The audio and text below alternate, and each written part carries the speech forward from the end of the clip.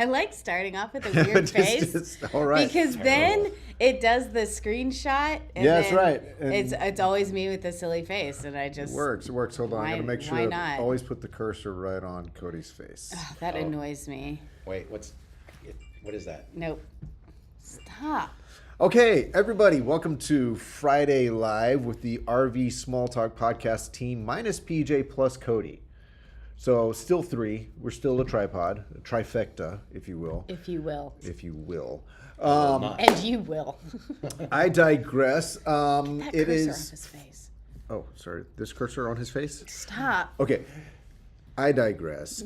Wherever you're joining us from, we hope that you're on your way to a beautiful weekend. It is Friday, so whatever your plans are, we hope that they are going to turn out wonderful for you. I think it's going to rain here, but rain is a good thing. It's a good thing.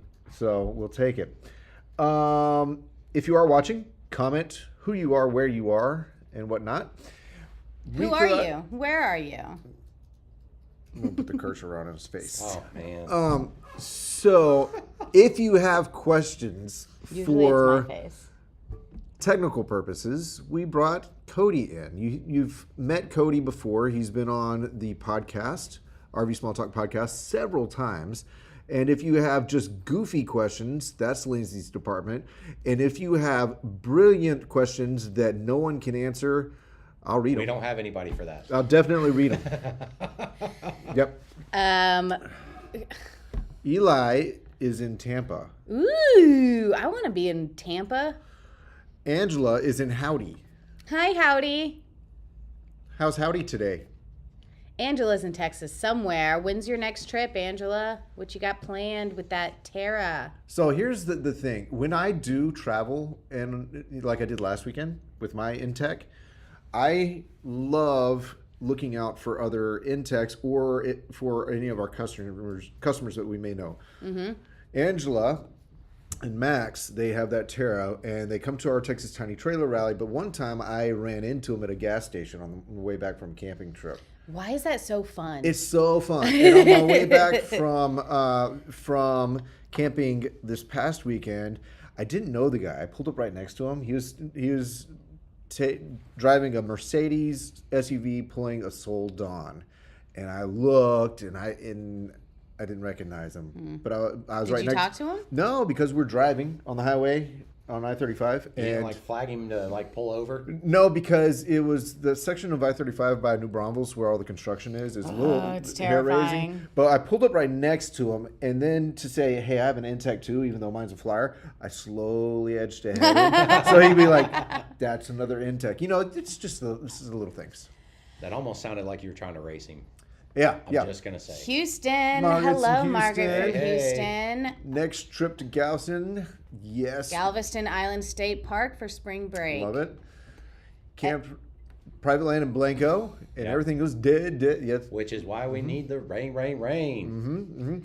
Okay, so since we have Cody here and we pulled him off of whatever Cody does, if you have any questions that a certified RV technician would be able to help you with, please direct them at Cody in the comments below. So we're doing a general Q&A today. We're going to try to do this once a month for you guys. Hey, John. Free tech help, free...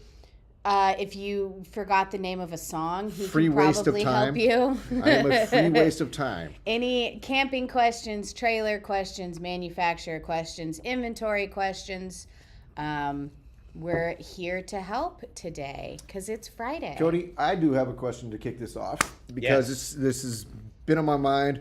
Why some propane tanks you can store upright but not on their side? And why I don't understand the side storage and the upright storage. I got this one. Oh, go for it, Lindsay. Some of them are just tired. Oh. Oh, man. I made PJ laugh off camera. That's All right, Cody, the real answer. the real answer. It has to do with where the fluid is in the tank or in the cylinder. When you lay a regular 20-pound cylinder on its side, that allows the actual fluid in the cylinder to enter what we call the vapor area. Dun, dun, dun. And so they have overpressure valves on them. So if you If that overpressure valve opens to relieve pressure, if you have fluid there, it's going to be a much larger propane cloud because of the expansion rate of the fluid versus the vapor.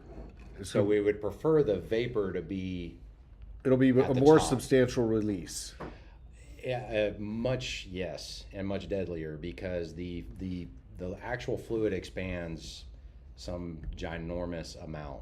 How do they do the tanks differently for the ones that lay on their side? Because there are tanks that are designed to lay on their sides. Right. So when they lay them on their side, that valve is offset to the top of the cylinder where it's laid on its side. So then where your actual, what they call the dip tube is located is still considered in the vapor space versus the liquid space. So if you have an RV, don't just randomly say, I'm relocating it and laying it on a side. Get the right tank. Is that right? Correct. And the most, usually when people get in the most trouble is when they're transporting those cylinders to get them refilled. Oh, yeah. They throw them in the trunk. They throw them in the back seat. They don't worry about how they're secured. They have to be secured, and they need to be secured in the proper position. Wait. When they're already empty, they still have to be Even when upright? they're empty, because there could still be some. I've been doing that wrong. I've been just figuring if they're empty, they're empty. You didn't worry about the vapor space? Not at all. And I breathe deeply about the the whole dip Once a tube? cylinder is filled, it is never considered empty ever again. Ever. because Once the residual. cylinder is filled, Residual. it's never considered empty. Once it is filled, it is never considered. I'm going to use empty. that as like a mantra for my life, you know? Okay. You do that. Yeah, My energy is never fully gone. Okay. It's perfect. there. There's always residual energy. I just have to stand up. All right. Oh, having a tech on Fridays is a brilliant idea. We agree because Sometimes they we have know good things. ideas. They know things. sometimes. And it won't be every Friday. We're going to try to do it once a month because if we took a tech away every Friday, they would be really angry and his face would not be so happy. And techs aren't generally known for being anything but grumpy. So we try to catch them in an off mode, and so we just Because I don't like physically tech anymore, I'm not part of That's that grumpy right. crowd. Is that what you're saying? we just replaced our anode rod for the first after 1.5 years is pretty much completely disintegrated. How often should checking replace? Be checking it or Yeah. replacing it. Yeah. So I think ideally, Texas hard water Yeah, makes a Texas hard difference. water, right? It's going to kill them pretty quick. I'm full time in mine. I check it about every 6 months. And really, if you are using your camper, you go out for a weekend every 3 or 4 weeks or something. My recommendation would be that you're pulling that anode rod when you get back to storage or before you leave campground or whenever, and actually draining your water heater. So it's fresh every time you fill it up, so no stagnated water. You're also not wasting that anode rod while it's just sitting in storage. So if you're not- So you can really Yeah. extend the life of your Okay. anode if you actually drain your water heater after camping. And you'll see it every time you drain it anyway. you'll So see it'll be it on every top time, of it. right. You'll have a good Yep. idea. Yep. So an anode rod, it's got basically a steel rod that runs through the middle of it. It's very skinny. Typically, when you see about 50% of that steel rod, then I would probably look at replacing it. Okay. Margaret has kind of a follow-up on the tanks, Mm-hmm. the propane tanks. We just discovered that our tanks were expired. How does Yeah. it expire? Yeah, so LP cylinders have a 10-year life on them. After 10 years, they have to be recertified, and it's really pretty simple. The process, finding a place to do it can be difficult. Do we do it here? We don't. Oh, Um, don't bring it to us. yeah, don't bring it to us. We don't recertify. Really, it's just a visual inspection. Make sure the cylinder has no leaks. Make sure there's no major rust, dents, damage, anything like that would cause for concern. They slap a new sticker on it that tells the date it was recertified with a recertification number, and it's good for 5 years. It's been a minute since I sat through that class. I think it's either 5 years or 7 years. Is this one of those things where that's the time you take it to your corner store and just Yeah, so if you have a trade it? standard 20-pound propane cylinder, Uh-huh. I would go exchange it at a exchange place and just get another one. Right. And then after that, whenever you can, refill it at a place like ours. Yeah, Because refill it for a while. I've and- heard that whenever you refill them at a place like ours, you reliably actually get more bang for your buck. Typically, right? So we're going to actually fill to the 80% volume level based on weight, and which can vary throughout the year because of temperatures. But Some I've heard of some exchange cages don't actually fill to a as full a volume for whatever purpose. Don't know. Okay. All right. Next questions. Anybody have some questions for Cody on techie stuff, or questions for Lindsay on entertaining stuff? On how to look so good? What was that? What was that? Yes, send in your questions or let us know where you're camping so we can talk to you guys. You just went camping? I did. Where'd you go? I went to, and I always want to say Bandera, but it's not. I went over there by Concan, starts with the G, and I want to say Granger, but it's not Granger. That's the wrong direction. No, it's not Giddings. We fill our propane tanks at Tractor Supply and get a decent price. Good Yep. to know, I've Angela. heard that. Yeah, Yep. Tractor Supply fills. There's a lot of places that fill, and it'll vary on price per gallon. Yeah. I still can't remember the name of the place.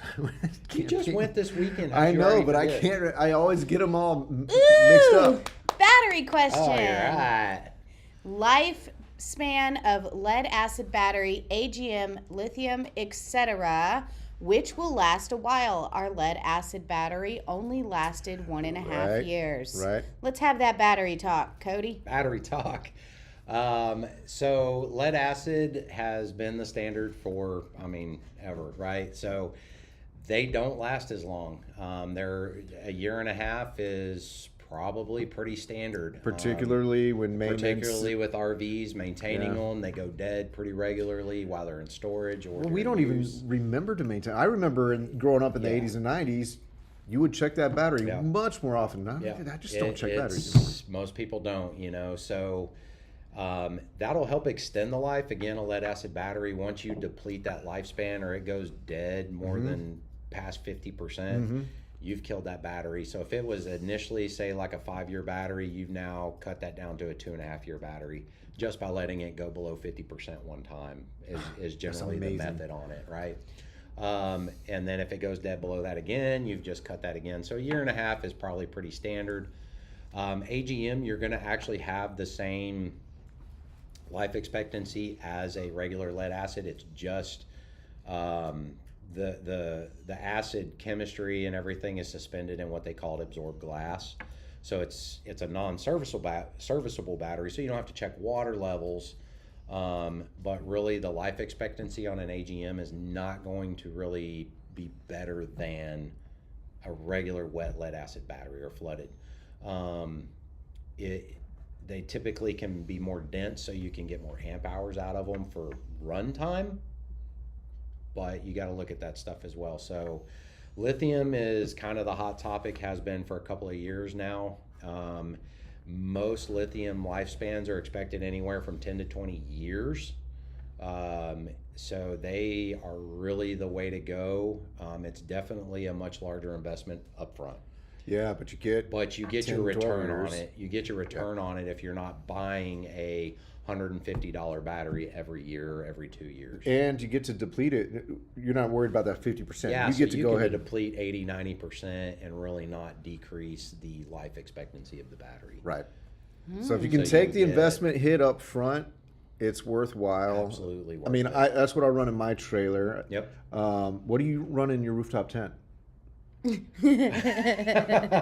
Nothing right now, but I am looking at different portable power stations, which will be LiFePO 4 batteries that are in them. So it'll be a lithium battery station. He's got a basically. potato battery. Potato. Okay, here we go. Potato. Ooh, thank you for How the do I know if questions. my- Keep them coming. Yeah. My drums are bad. Are we talking about brake drums? That would be where my mind goes. I just want to make sure. Are there other drums? I don't know. Are we talking about her tympanic membrane? Because she needs an audiologist if it's the tympanic membrane. All right, let's assume it's Yeah. So brakes. really, the only way to check brake drums is on a trailer, because chances are you're not going to feel it if they're out of round, is to pull them off and do a visual inspection. You're going to look at them for signs of heat, which would be like a bluish color, signs of cracks, which can be very minute, so they may be hard to see. You might be able to see them very obvious. And then the other thing would actually be taking like a micrometer, drum micrometer, and actually checking to see if the drum is out of round. Wow. So it sounds like not difficult, but even easier if you have someone who knows what they're looking for. Yeah. Okay. Okay. PJ, make sure you look at the second email I sent before you respond to that one. All right. Can you charge a lithium battery? I have issues with storing over the winter, and the BMS kicks in, and then no power. The BMS, How cold are you storing them? we have questions. So, as far as charging lithium, that it's improving as to where your actual temperature ranges for operation and charging are. Most of them that we look at now actually have cold weather disconnects in them, so it won't allow them to charge below a certain temperature, and that's core temperature in the battery. They also, a lot of them have built-in heaters that can turn on and off automatically to keep the battery warm, which I'm thinking maybe is what the BMS that we're talking about here kicks in, turns the heater on. Now that heater consumes the battery so to heat itself, so you do have a decrease in actually how much usable energy you have to run your lights or your water pump or whatever it else is that you're trying to run, because that battery has to heat itself. Right. So I guess the question is how cold is it getting and staying? Yeah. And if you're storing, are you storing with shore power on? Because once it comes up to temperature, Yeah. to a range that it can charge again, it will recharge what it has used to keep itself warm. Correct. The other thing that I would do is really, if it's going into storage, I would be disconnected. I wouldn't worry about, unless there's a reason for you to have your batteries on. I would have your batteries disconnected and everything turned off. That way you don't have to worry about that kind of happening. And the shelf life of a lithium battery is 12 months plus, and it should maintain charge no problem. Okay, so if you're in storage, particularly without shore power, Yep. just disconnect. I would disconnect. Yep. Make sure it's fully charged and disconnect. Yep. Okay, what else you got? Margaret, who was talking about her The brakes, drum said brakes. hers are peeling. So like Is the that paint normal? on them is peeling. So I've seen that. It could be related to maybe some overheating, but it's not necessarily true. It would just really require some inspection. It could have just been poor adhesion of the powder coating or paint or whatever is on them. Yeah. If you're just tuning in, like Taylor Anderson, what's up? Send us any questions you have. We have a tech here that can help you. So, Or if you have a question for Taylor, because he just installed a wood-burning stove in his Intech Flyer Discover. I have seen that become a growing question across some of the groups that I follow on Facebook. People are like, "What do y'all think about wood-burning stoves?" I mean, Well, that's Taylor, tell us interesting. what you think of yours so far.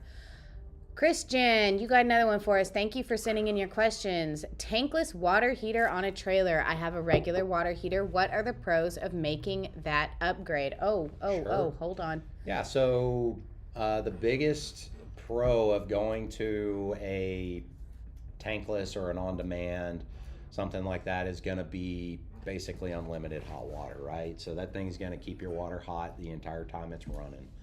If you have a lot of people there that shower, it's a good, back to back showers. You can roll with it. My knowledge of kind of what I've seen or heard of in the RV industry is, yes, it's kind of on demand, but it's not perfect. It's like you don't get scalding hot the whole time. It's Yeah. like it starts off really good, but it still has a little catch up. It's not. I mean, you got to find the right mix, right? And a lot of them are based on water flow. So if you use like a water conserving shower head, you may have operational issues. But that's going to be your biggest pro there. When they run, they're burning nothing but propane. So you depending on what kind of camping you do, you need to have more propane readily available, because if you're a long shower taker, you're going to burn it up. Do you Or if have you to wash a rinse lot of it dishes. out if you camp at the beach where there's salt water? Anytime you're at the beach, it's always a good idea to rinse anything and everything. I mean, salt in the air, it's if you can get it off and out of your system Absolutely. I mean, just spray everything down with water. I'm just rinse making sure, everything out with Christian, fresh you're water. not actually putting salt water in the water system, right? Because that would not be you. That doesn't sound okay. That doesn't. No. Mm-mm. No, sound okay. I mean, yeah. All right. Co-host Colby. At a campground, if you're stuck in a high wind storm in a fifth wheel or a trailer, does bringing in the slides or filling the water tank reduce the chances of the trailer tipping over? Very specific. Whoa, That's what a a very, question. Yeah, that's a very I specific feel like question. And maybe you went through something traumatic. Yeah, I'm not sure that I could answer that honestly. I mean, obviously adding the fresh water tank weight down low, I could see how that could help with some Right, low right. weight, but Bring the slides in, maybe some. it's going to kind of center the weight in over everything instead of having some of it expanded out. But I don't know if think it, I can accurately answer that I question. don't think it would hurt, but it might not be the difference between Yeah, but also tipping over or not. What side is the wind hitting your trailer from? Yeah. Because if your slide is out on the side that the wind's coming from, then you've added weight to work against. Yeah, But if your yeah. slide is out on the opposite side, then it's easier to tip. I've been through some pretty high winds. Like I said, I full time. We've been through some pretty high winds this past year out where we're at, and I've never had a fear of tipping over in our fifth wheel. You know, we've had some 60, 70 mile an hour winds against us. Yeah, you have out there. Yeah, and I don't know. I never crossed my mind to add water or anything. I just wasn't concerned about Yeah. it. So I don't know. I don't know how to answer that one honestly. Yep. Yep. Favorite camping chair, keeping in mind space. You're in a square drop trailer. Do you want me to show you mine? I'll be right back. Do you have it? Grab yours. It's over here. So, what kind of comfort do you need out of this chair? Because I do like, there's chairs like the Click chair, the CLIQ. I mean, it folds up about the size of this, and you can have several. What Lindsay's bringing in is a family favorite for my family. It's For sure. super comfortable, but it's not great for a square drop. Actually, see, this is why I like this chair, because instead of it folding up like most chairs, like And going into a bag. blink, Yep. blink, and then it's like this, I really like, you can't see this, but I really like how it's flat, because maybe it doesn't get very small, but because it's flat, it's easy to put like Maybe stack away or flat lay and flat put stuff on top on of it, or if you put it need on to. top of stuff. It's not an awkward size, Right. and it gets so like slim, you can just slide it, you know, on top of the bed or behind, you know, Yep. whatever. So I like this I don't one, know what and it features rocks. you're looking for, Facebook user, but there are extremes. The Click is very small, but it's not going to offer a whole lot of back support and definitely no cup holder. But that's why you are equipped with 2 cup holders. Okay. One. All right. Hey, Sonia. Hi, Sonia. I'm so glad you're living your best life. New RVer. Just listening and learning. All right. Listen to Cody and Lindsay. Hopefully we've I'm- got something you can learn from. Sweet. All right, Taylor, with an update on his wood stove. Okay, Taylor, that's quite Taylor, a. chill out. You're going to cover our faces just by blinking. It's such a comment. Okay. It's Oh, sorry. Go Go ahead. ahead. It's fantastic. See, I'm more animated than you. Well, and I think the Sure. range of your voice is about closer to his. The wood stoves kidding, are kid. certainly not the end-all heat source in RVs. They should be used in conjunction with another heater. What are you doing to me? I'm adding it back so other people can read Oh, along with you. okay. That can be a vented propane furnace or diesel heater. You're unable to use them on travel days since you need them 100% extinguished when you travel. Makes sense. That's where the secondary heater comes into play. It has done a fantastic job drying the air in our trailer, though. No condensation on windows or trim whatsoever, which I know was a Yeah. big problem Yep. for you guys, was the condensation. So So what they were using was one of those little Mr. Heater Buddy heaters. Okay, yeah. And burning propane is a wet way to heat anything. It introduces more humidity to the air. And I've known that, but in more extreme conditions or when you're running it more often, it can get pretty bad. We ran it to take the edge off at camping, wherever I camped this past weekend. And The it did. G it word? Totally, it Whatever totally. campground starts with a G. It might be a B. Anyways, Oh man. uh, We'll never know. what's that state park can't. near Concan? Why can't I remember it? I can remember Concan all day. Gold stars to anybody who can figure out where Right. Clint camped because he has no idea. Good hiking though. Can you add shock absorbers on our Casita travel trailer? Like, is that something we do here?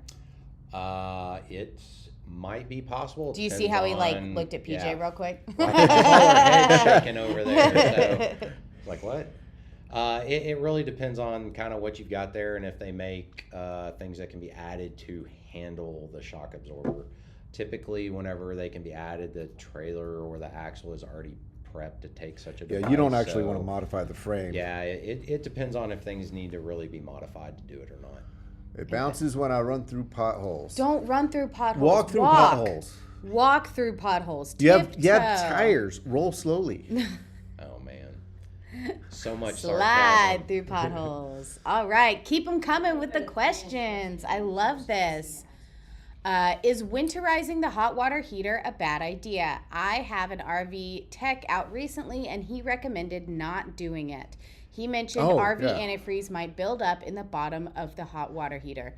That's why we bypass those things, right? Yeah, so your standard water heater, your standard 6-gallon, 10-gallon tanked water heater, you should be able to bypass and not winterize it. It's a waste of antifreeze. You drain the water out of it. Drain the water. There should be no concern with freeze damage to a water heater at that point.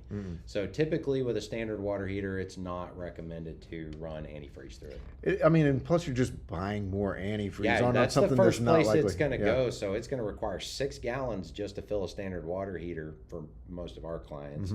And then you still have another gallon or two to get through the rest of the system. So it's a total waste of your money. So as well. completely drain the system, bypass the water heater, Yep. and introduce the antifreeze just to the components that run throughout your trailer, faucets, the toilet, and stuff like that. But Outside shower. Outside shower. Yep. Right. Don't forget that Low outside points, shower. Low points. Drain those off till they have antifreeze come through 'em. Blowing Yep. out the water lines and adding antifreeze to black and gray tanks is best. Well, I don't know if I'd add it to the black and gray tanks. It's going to get down there when you do it. You know, Yeah. if you've drained everything down, once you blow out the lines and then inject Yeah, the your lines- antifreeze, as you're running your faucets and your toilet and all that antifreeze is going to go to the tanks anyway. Yep. So And again, we're talking about a big, maybe a 30-gallon tank, and if you've drained it out, at least any ice would have enough room to expand and not actually harm the tanks. It's those tighter, smaller areas where if the expansion of frozen water. becomes a Right. major issue for Right. sure. Yep. Yes, drain out the water heater tank. Absolutely. Dang.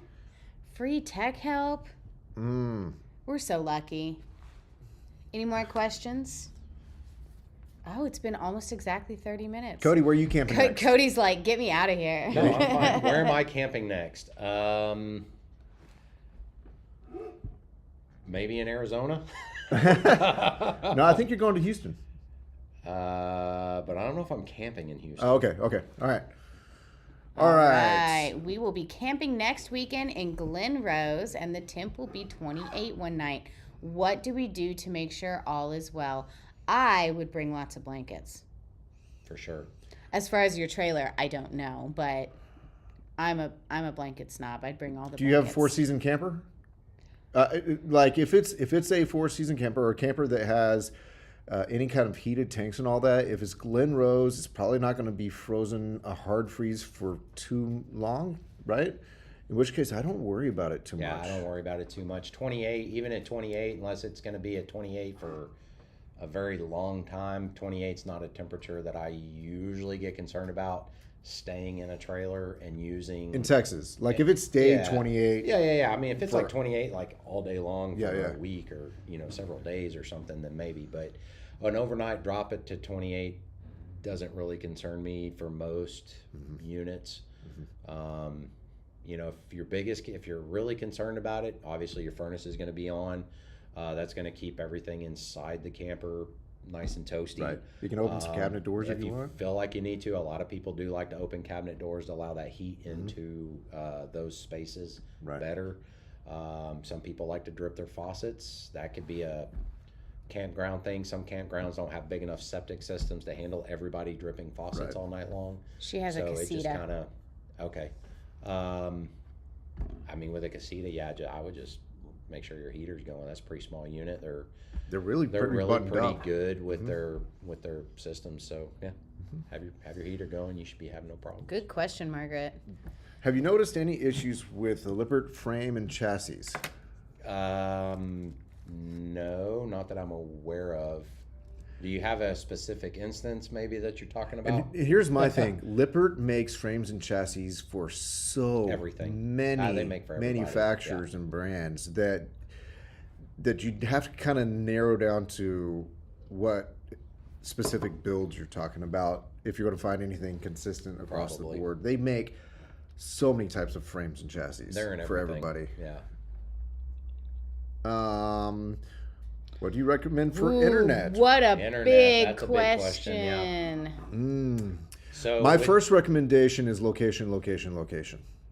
Elon Musk. Because Elon Musk. even Elon Musk. even if you have the best options that Cody's going to go into, including Starlink, Yeah. location Yeah. is going to matter. Now Yeah. Starlink Even maybe with not so Starlink. much. You still need a clear view, typically of the southern sky if you're in the northern hemisphere. Yeah. But go ahead and talk about the other options. I already hammered down on location.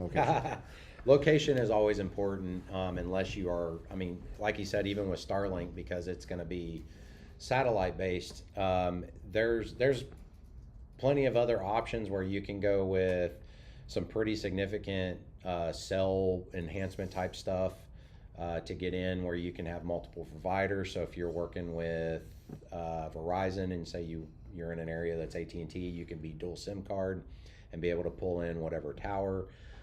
There is SIM-free stuff out there that doesn't require a SIM card and can pick up any provider's signal, and you can hotspot off of that. There are so many products for internet use over the road. So really it depends on your demand. What type of work are you doing? Are you going to need to be able to handle Zoom calls or video, or is it really sending, receiving emails, that kind of stuff? I'm going to pull up. Go from there. I'm going to see if I can remember this couple that we had on our podcast. Isn't it the Mobile Internet Resource Center? Yes, Mobile Internet Resource Center, and they stay They on were top cool. of Yeah. all the latest technologies. Let me see if I can share our screen real quick. How do I share my screen? You can do it. Share screen. Right there. Okay. So here it is, the Mobile Internet Resource Center. Yeah. They stay on top of the latest and greatest in internet. We've had them on the podcast. They know their stuff. They're really techie and gearhead people, and they have application scenarios for you to say, this fits how I plan to travel and camp. Please go check them out. Mobile Internet Resource Center. That's the way to go. Yeah. There's lots of good stuff out there and different levels of it depending on what you need. All right. I have a 2012 Tab 320, no bathroom inside kitchen. Where do I fill fluid it needs? The heater is not working. You're talking about like the So Aldi? I'm thinking we're talking about the Aldi unit. In a 2012, wow, it's been a long time since I've seen that. Did they have No, did they Alda have then? Aldas in 2012? No, I don't think so. Hmm. Man, I have not seen You one stumped yet. Yeah, Cody. you stumped me. Do you know if what it has system an you have? Alda unit, if my mind serves me correctly, it's going to be behind the sofa that lays down inside. If you're coming in the door in the very back right hand corner, you kind of have to disassemble some of that cabinet back there to access the reservoir. Yeah. Okay. Yep. I think that's if it has it. If it's doesn't have an Alda unit, it should just be a standard furnace. So it runs on propane. Doesn't need fluid. And has their equipment typically, even from way back, been underneath that kind of back driver's side That's MC. where I usually Yeah, see it. typically everything Way- is yeah. from what I remember, everything has kind of been installed in that area. over So the looking years. at the dinette seating on the driver's side of the trailer towards the back, and just kind of see what you see back there. For sure. And for that vintage trailer, beyond asking you, there's probably some customer support at New Camp. They can pull up a diagram or something. Yeah, absolutely. I mean, most of the manufacturers have some type of customer support, phone number or email or something like that. If you have questions that they can help you with. Because I would have to do the same thing. I haven't seen a 2012 and I can't tell you how long. Since I wouldn't- 2012? It's, well, probably not, but yeah, it would be tough to remember exactly where everything is on every make and model. So. All right. Chris, hello, welcome. Thank you for being here. And this typo I like typos. is hilarious. Are Dexter axles better than slippery? Actually meant Lippert Yep. axles. Slippery. We had to replace Lippert axle on our R-Pod already due to bent axle. Would a Dexter axle have had less tendency to bend? To be in all honest on this, no, I don't think so. We've seen issues with Dexter and Lippert kind of across the board with probably what you're talking about. Some of our manufacturers have moved away from some of the torsion axles due to some of the issues that we've had with them. I don't know where it is. It's probably somewhere in the production line and it could be related to COVID supply issues. We have seen a little more axle problems in the last couple of years than we've seen in the past. So, who knows? All right. I don't know. I have no idea how you'll even My favorite try travel to answer trailer. that. I don't even know if I have a favorite travel trailer. I got a rooftop tent, so. Okay, top three, go. Oh geez. Come on, How Come can on. I, come on, come on. That's not helping. Do you want to talk about what you look for in a travel trailer, maybe? Man, honestly, I'm kind of a dork. I like the techie stuff that some of these overland trailers have in them, honestly. I like the way they look. I like the way they can get off road. Yeah. I like I don't really have a particular brand that I'm like really there with that I would consider my favorite. Well, here's my deal is I've been to these big shows and you realize in the U.S. market, there's literally 1,000 or more different brands and floor plans. Yeah. And makes. It's crazy. So we see so many and we can't even fathom. Yeah. Really for me, what I would do is if I were looking into a trailer, and I've had customers here do the same thing to me, they want to know like, how is the service support from the manufacturer after the sale? Like what kind of support are they going to get from the manufacturer? And that's something that I really like. We work with several manufacturers that are just on the spot. They take care of us. We work well together. They respond and they cover the things that they need to cover. And I find that to be super important. Yeah.